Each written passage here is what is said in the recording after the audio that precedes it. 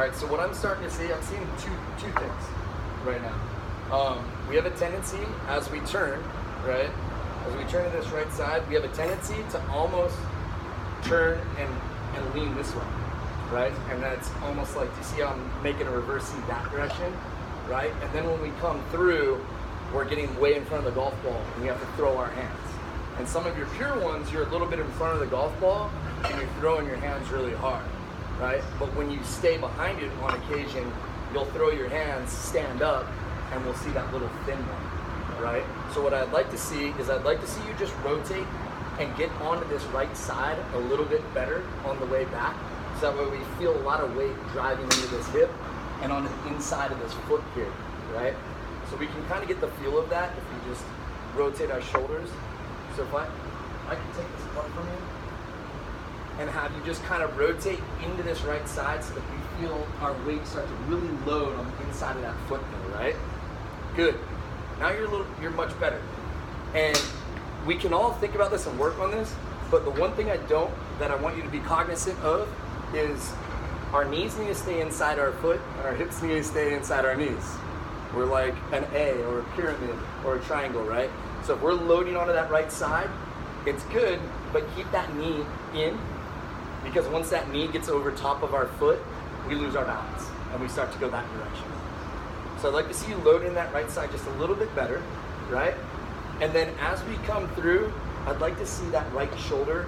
It's almost working parallel with this shoulder, similar to the things like I'm talking with them with keeping that right arm in. If you keep that right arm in and that right elbow tight, that right shoulder works underneath, right?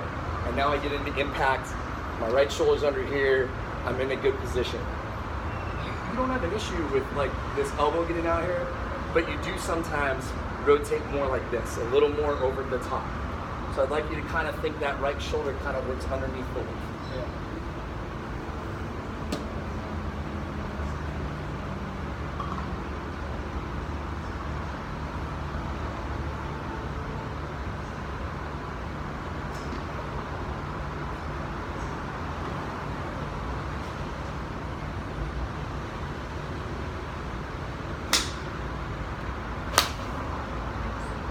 Okay, that's a little bit better. See you do a couple more. We loaded in that right side a little bit late, but it was a little better, right? We still got into that right side.